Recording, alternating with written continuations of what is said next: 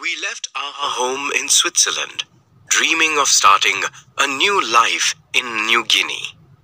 But our ship was caught in a wild storm for 6 days and nights. We were tossed about so violently that we had no idea where we were. Suddenly, Land! Land! then, crash!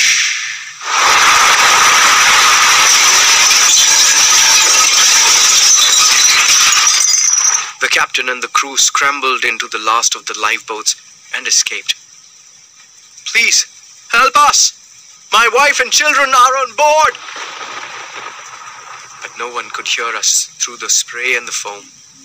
We realized that we had to help ourselves. We must think fast, Liz! Let's cut the empty barrels in halves and fasten them together to make a raft. We loaded the raft swiftly with a few essential things and made our daring escape. Despite the rough sea, we reached the shore. We made it! We are safe! Where on earth are we? Were we on an island or a peninsula? This was a magical land filled with wonderful flora and fauna. Look, boys! Spider monkeys! They seem frightened. Have they never seen humans? They're throwing coconuts at us. Grateful, we split open the coconuts, drank the refreshing water, and ate the kernel. Soon after the sea calmed, we returned to the ship to salvage what we could. These fishing hooks, hammers, and screwdrivers can help. Pots, tins of biscuits, and dried soup, Father. Sewing materials. Father, look what I found. The captain's telescope. Juno and Dirk, come on, good dogs. My family chose wisely. We understood what we needed to survive. We set the pigeons, ducks, and geese free. They flew towards the land. We brought the rest of the animals back with us. That bay over there, that'll be safe for our family. It's hidden by the high rocks from 3 sides, and the sea is peaceful there. The boys learned fast to be resourceful. Good work, boys. You've brought fresh fish and fruits. We had our supper in oyster shells. Did you notice there was hardly any twilight? I think we are near the equator. Yes, Mother. I saw an agouti near the bushes. We must be near South America. Liz and Ernest's scholarly knowledge was going to be of great help. We visited the ship 3 more times. We brought back clothes, stationery, a handmill, some seeds, and grains. But we did not take any gold. That was of no use to us.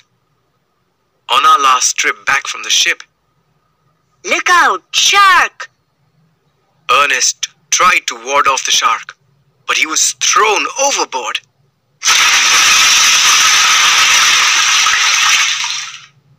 Ernest, stay calm. Keep afloat.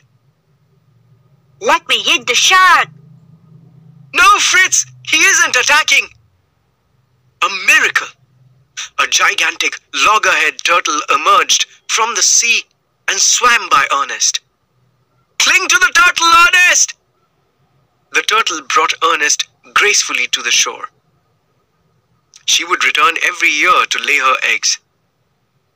We spent the next few days settling on the island with the objects we had salvaged. There. Now our tent home is ready, and the cattle and sheep are safe in these strong corals. Our new home had enough for us to survive for a while. We hoped a ship would soon come looking for us. Meanwhile, Fritz, Turk, and I began exploring the land, bringing home whatever we found useful. Sugarcane, fruits, gourds. We are on an island. Where are our shipmates? Did they survive the choppy waters that dreadful night? Liz too explored the land with our younger sons and Juno. When we met for supper, we had a lot to talk about. We found a very large tree in the forest. Its branches touch the sky. Yes, it stands by a stream. I suggest we build a tree house there. Its large, dense foliage will keep us cool and safe. Liz was right. Our tent home was on a barren beach. It was very hot here and could become unsafe. We had gathered several floating planks from the wrecked ship. We used them to build a strong treehouse. Our new home! Falconhurst! How beautiful! We made a ladder with bamboo reeds to climb to our treehouse. And we made a pulley to haul things up. We settled in our cozy new home. The bountiful island gave us much. In a few months, we were able to grow our own grains and vegetables. Amazingly, we also learned to make cloth from flax. For 10 years, we lived on the island without meeting a single soul. One day, Fritz found a message tied to the leg of an albatross. Please help the shipwrecked sailor on the smoking island. Fritz rowed for 2 days and found a smoking volcano. To our great relief, Fritz returned. And he was not alone. Meet Miss Jenny Montrose. She's lived on this island for 3 years. She built herself a sturdy home with bamboo, stones and clay. Brilliant! My papa and I are botanists. We were on an expedition when our ship got wrecked. I think I'm the only survivor. I trained cormorants to fish for me and albatrosses to carry my messages. I knew they'd save me one day. We were overjoyed to have Jenny in our family. Within months of Jenny's arrival, a ship! The Unicorn! We waved flags and sent smoke signals to attract attention. Captain Littleton, his crew and the passengers were amazed to hear our story. They were our guests for 2 weeks. Goodbye, boys. Jenny, we cannot leave this paradise. You must go, though. You must study. Godspeed.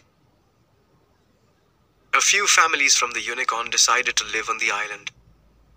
We were happy to have neighbors. I gave Fritz my diary and hoped he would someday publish it so that you can learn from our story of love and survival.